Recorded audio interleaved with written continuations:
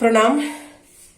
कि कवनी कसूर रामा हमरो से भइल कहो, हमके बिसारी दिहला जाई के बनवा हो, हमके बिसारी दिहला जाई के बनवा हो।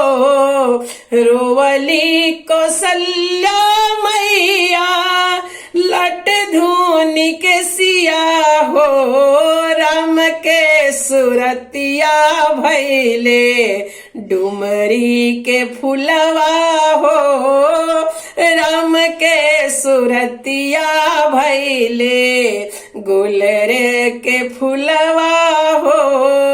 राम राम रटते मोरा बीत दिन रतिया हो, राम के सुरतिया भैले गुलरी के फुलवा हो, राम के सुरतिया भैले गुलरी के फुलवा हो।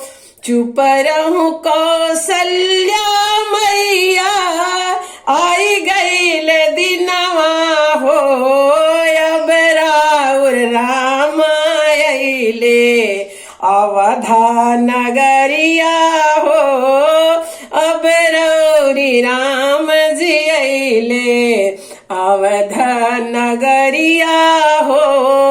राम के महलिया बनले सोने महलिया हो, करब बिसरामा तबा जब दर्शन मिली है हो, होई बिसराम तहिया जहिया दर्शन मिली है हो।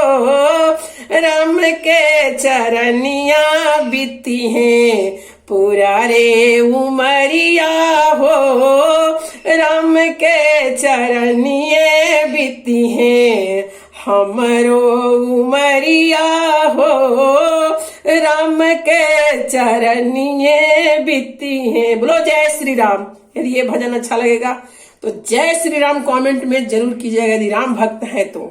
जय श्री राम।